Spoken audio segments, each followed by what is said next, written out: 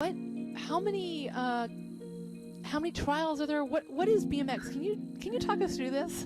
So BMX, what people think it's like some crazy BMXers going down a ramp, jumping and trying to get first at the finish line. BMX is more than that.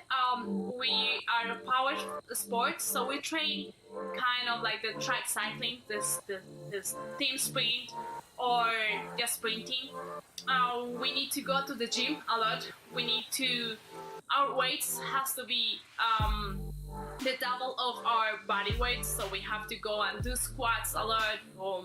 We go to the gym 3 or 4 times a week. We train at the track maybe 3 or 2 times a week. We don't ride that much.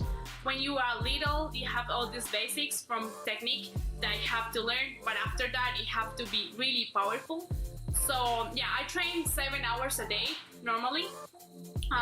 We are a sprint and powerful sport, so we have to get into this a lot. I also do track cycling as training, and after that I started racing because the team sprint coach asked me to do it because we are really powerful. We can do a lot of watts on a bike, and that's typical from a BMXer. So we train technique. We do a lot of laps per day. Typical in a day, we do the qualification rounds. So we are 8 people on the gate, and just the first 4 that passes the finish line go through the next round. So quarterfinals, semifinals, and then the main event. The best 8 riders go to the main event, and that's how it defines the race. So it's a track with different obstacles around, and you have to go the fastest you can, the lowest you can, and the most important thing is the gate, as we really work on the gate to have the power for the first pedals, but at the same time the technique to move even before the gate drops. So we work with the biomechanical people, experts, and we do a lot of gym sessions to go and develop that power to win the first cracks. So that's basically a sport, going around the track as fast as you can, as powerful you can, and pass the finish line first. Wow. I think that I love how you described BMX, because I think that you're correct in saying that a lot of people look at it as like these athletes who are super daring that just kind of fly down the course and first one across the line wins. But really, when you back it up and you think about the preparation that it takes you to be the best, like year after year after year after year, there's so many different components to BMX that I think that people aren't trying to underestimate BMX.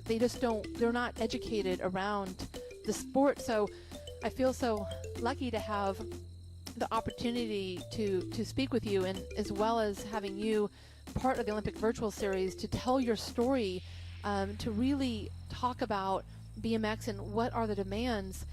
And speaking of this, it sounds like you have come up with a workout that's going to be shared throughout the Olympic Virtual Series.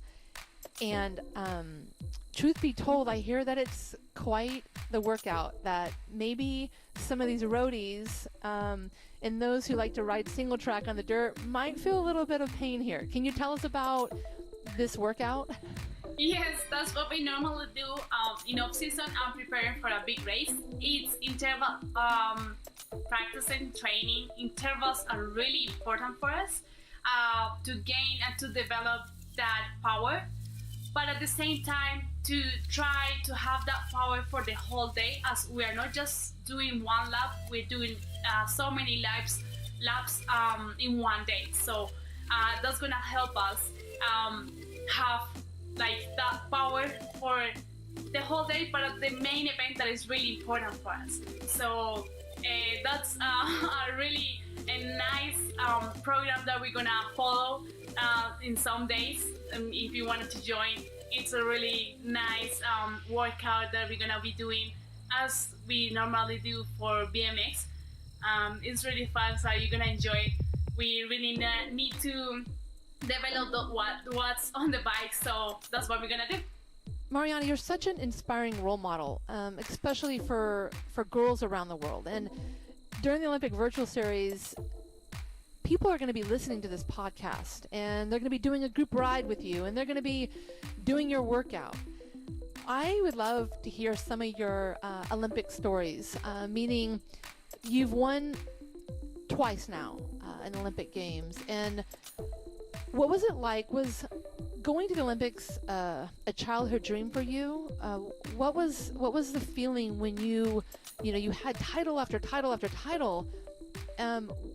What is the feeling from going from age 5, and what was the difference that you made in order to make it to the next pinnacle of sport? Talk to us about this. I'm sure everyone would love to hear some of these stories.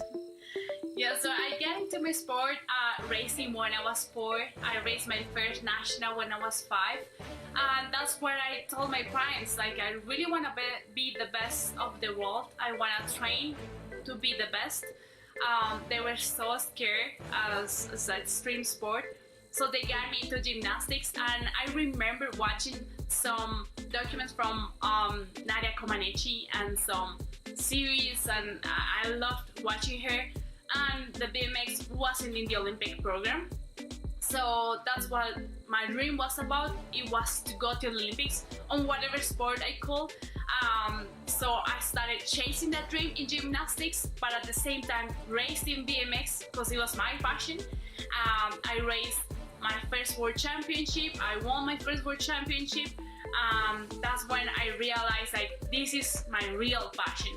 I wanna quit everything. I wanna be chasing that dream in what I really love, and it's gonna be easier and it's gonna be fun. So I started telling my parents I really want to train more. So I started training before going to school. So I was waking up at 3:45 a.m.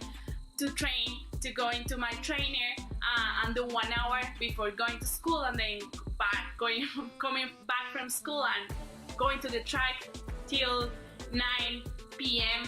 when they were turning the lights off the track so I could go out, because that was the only way I will go out of the track. That was my dream, and I was with all my heart going to chase it and to have that goal set in my mind, and that nobody could take it away from me. I started training at that really young age to try to be the best, and that's I think that was all about. I really like this. I still love it. Even with all my injuries, crashes and stuff, I still love it. I just love riding my bike, having some more goals. Going into my first Olympic was just amazing. Walking through the Olympic Village, it was just a dream come true. I had the opportunity to be the flag barrier for my country, and that was a first goal before my actual race. It was just amazing. This is a dream come true, and what you work for so hard. You give everything to be there and to win it. And I sacrificed a lot of my life, but everything is worth it after you see all what you achieve and all you can do. That's my journey. I have a lot of things, stories around my sport. I have more broken bones than world titles, but I still love this. And yeah, I'm gonna still riding my bike all around the world and trying to inspire people. And coming from a country that needs to be proud and cry because of happiness and not because of violence, we need more bikes. We need more of this. So it's also a responsibility for me to inspire my country and get people united. So part of virtual cycling is the strength of the community. Nice, you have hello. People who are there. You make friends from around the world, And you've mentioned your family and the inspiration. And I think that you get to a certain spot in your life and you're trying to be successful in something and you realize, I can't do this alone. I need a team. How has your team grown? I mean, can you talk through what does your team look like? I mean, I'm sure you have your family, your brothers, you have a mechanic. Like, what is Mariana's team? My winning team is huge. First, obviously, we need our family in it, in that combo, in that winning team. But I also have a lot of people, even if it's an individual sport, you know that you are not alone on that gate, that you're not alone. You have a lot of people that want to be there to win. So I have my coach, I have my mental coach also, I have mechanic, I have my doctor, I have my physiotherapist. I have fans all over my country and all over the world that really get you and give you that positive energy that you really need. I have friends that also help me even with those days that are not easy. When you're injured, you need always someone that will push you and get you through what you really want. So there is a lot of people. Also the sponsors that helps you and believes in you, the Olympic Committee, the National Olympic Committee, federations. You're not alone. You need to have all these people to get you where you really want. So yeah, I have a huge team. My husband that it's always there training with me every day, and it's now chasing also the qualification for Tokyo with me. So yeah, I'm really proud of my team, and I'm always thankful what they do for me. Yeah, I think that in order to be successful anywhere in life, the team is your ticket. And I think a lot of times we struggle as individuals to let people in our lives. A lot of times we push people out because, truth be told, I think that creates accountability. Like, I bring more people in, that means I have to actually deliver. So there's a little bit of a trade-off, but again, virtual cycling platform is absolutely amazing because oftentimes we may have a passion and we feel alone in what we're doing. And to wake up in the morning and know that you might have like 100 or thousands of people just to ride with, that is your team. So don't underestimate the power of community. To me, it's the environment you're surrounding yourself in that helps you. One of the things you mentioned earlier, Mariana, was, I love this. You mentioned that you have more broken bones than you do titles. So we can't skip over the risk that BMX brings. We can't skip over the injuries. It could be you walking down the street versus you riding your bike or racing. Talk to us how, when you have a setback, like you break a bone, how do you get through this? I get through it with people around me that makes you walk again. I have more broken bones than titles, as you say, but at the same time, I still have a lot of dreams to chase and to go and do them and achieve them. That makes you walk again. Like the first time I thought, is it time to quit? Is it time to retire? Or is just enough of me? I already want what I really want. It was a knee injury that I had 2 years ago. It was a big setback for me. 9 months without doing anything. I had to learn how to walk again and even to pedal again and to be here riding and knowing that I'm almost competing again. It's just amazing, and this is because a lot of people push me through it and try to make me realize what I really like the sport. It's not just winning. I really like competing and winning, and that's my main goal, to chase a gold. But at the same time, I love this. So that's what makes me going, like made me riding and still doing what I like. It's because I just love more the adrenaline before the game drops than actually going through and passing through the finish line first. I love what it feels just before everything starts. Obviously, going on the top of the podium is great, but I really like more what I feel just before everything starts. I think what you're speaking about is something that I like to refer to as our journey. There's so often that athletes have a goal, an end goal. And I coach a number of athletes, and a lot of times I express to them, you really have to enjoy that journey because the end goal might not always come out the way you want.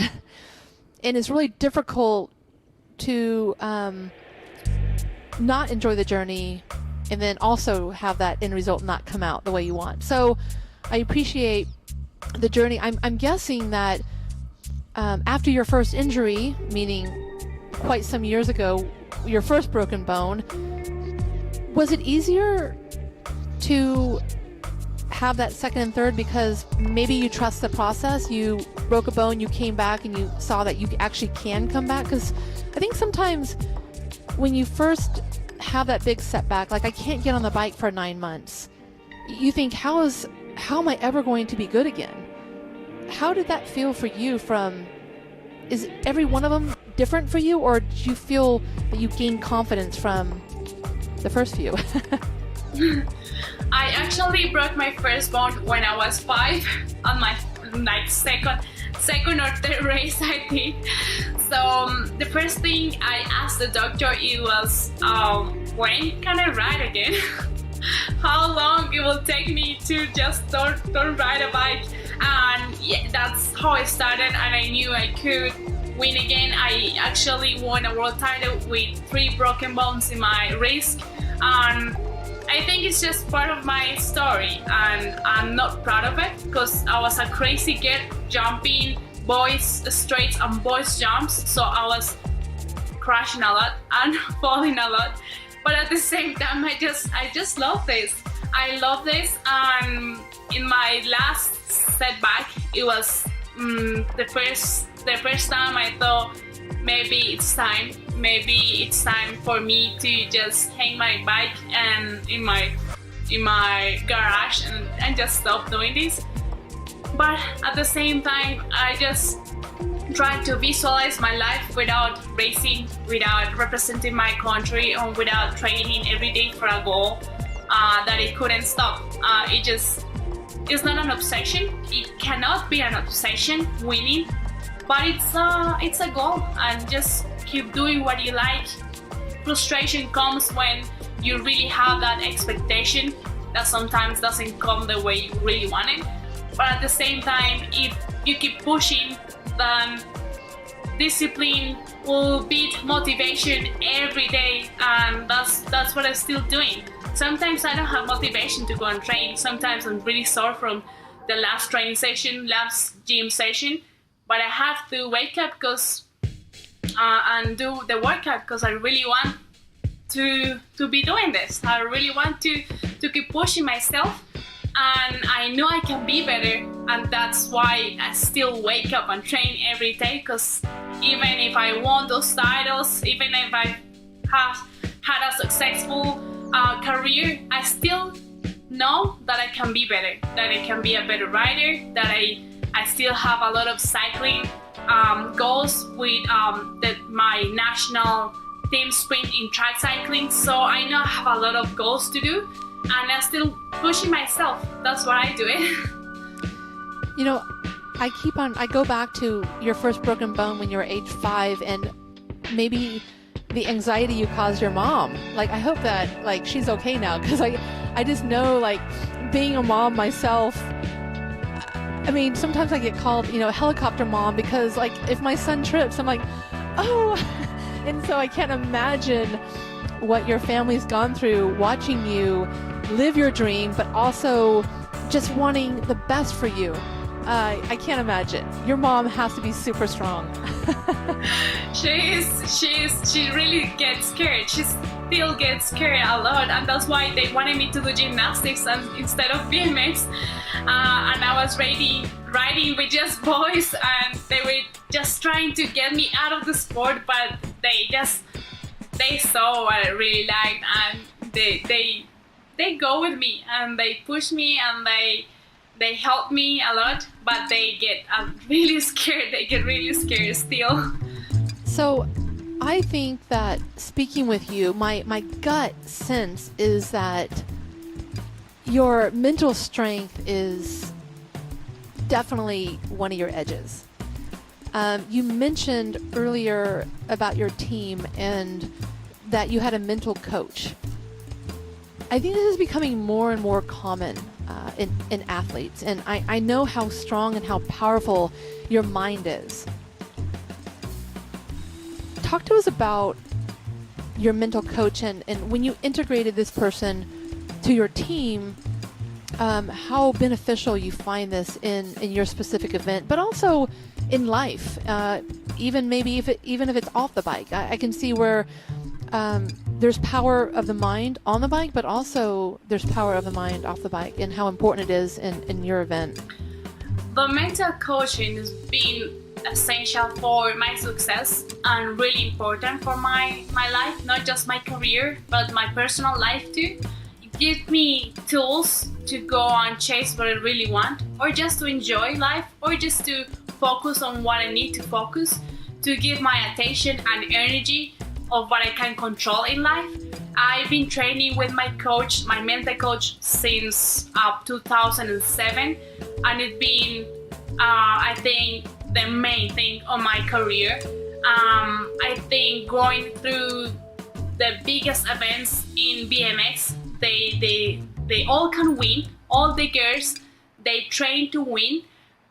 The sun comes out for everybody the same way.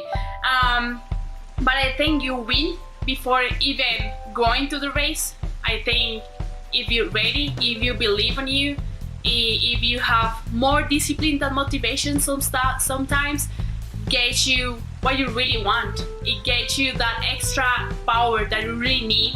I think it's essential. I think it's really important. And now there are more athletes going through that way, to have not just a coach in the track at the gym, but also for your mind, for your head.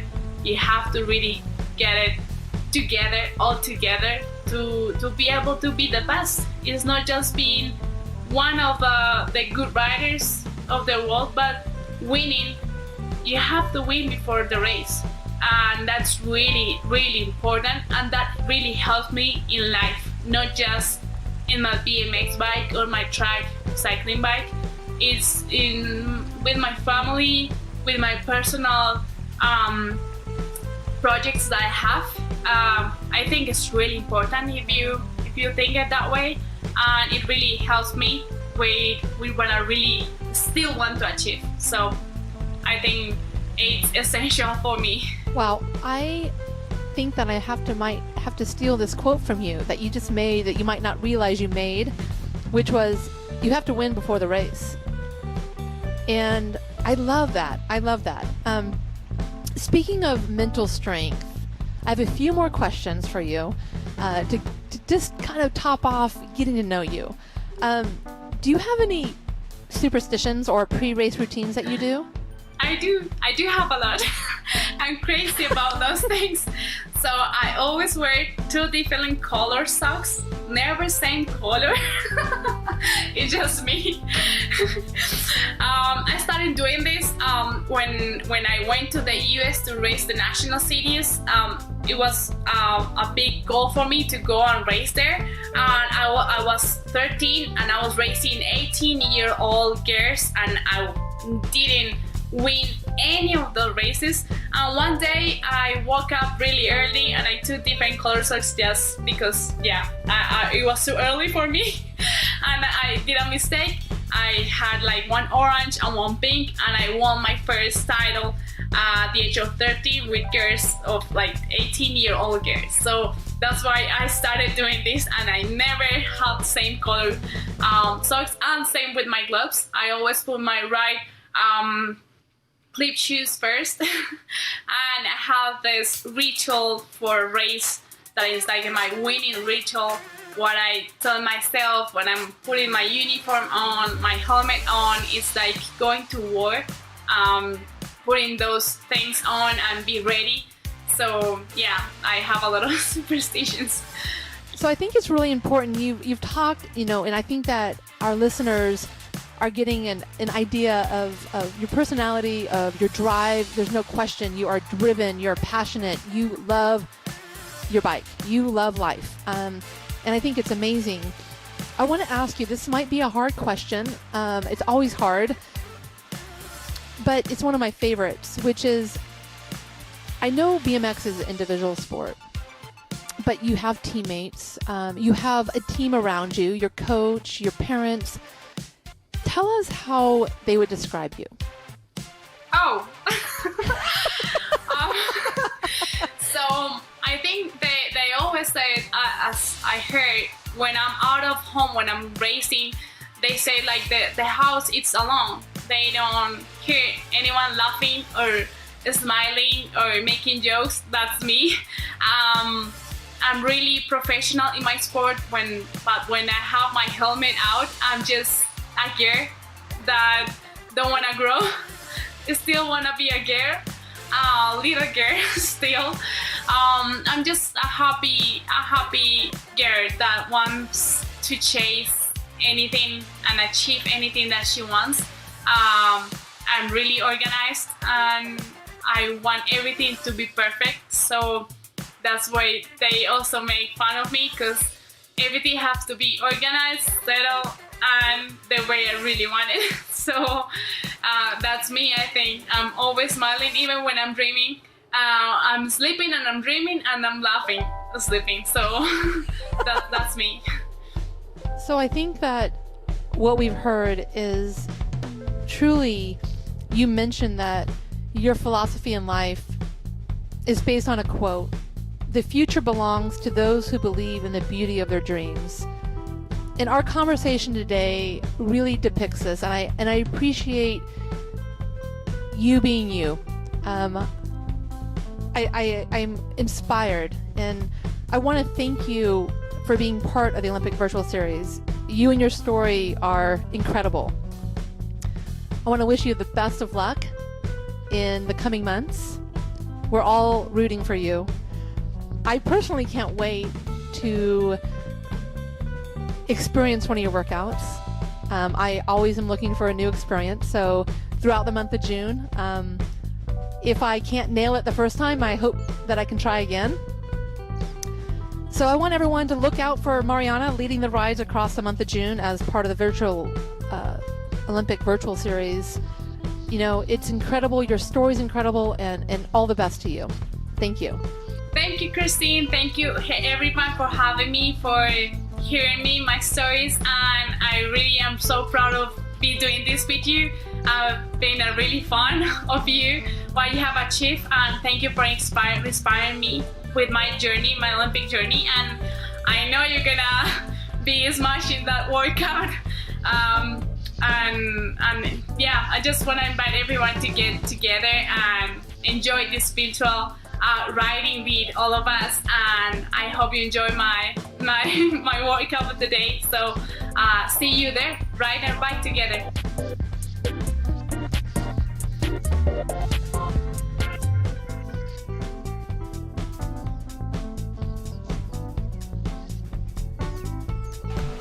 Alright, so that was the Mariana Pajono podcast, right? I was kind of late kasi I was kind of late because na-reset yung computer ko and all the passwords were gone. So, but anyway, konti lang naman yung hindi natin narinig, but I hope you did learn a lot today. I think it was a very quite enjoyable podcast. I really like the 2 points that she did say in the podcast was she had more broken bones than titles. Okay, so that really inspired me to push a little bit more. And ano ba? Also the second one is that you have to win before the race. So that's a very inspiring point also. Right now I am, because I have PCOS, right now I am in pain. So it was a real struggle to get on the bike. But here I am. I'm just trying to survive this 1 hour. So that's it for today. That's it, Pansit. Kakain akong pansit mamaya. Okay, goodbye everyone. Have a great weekend.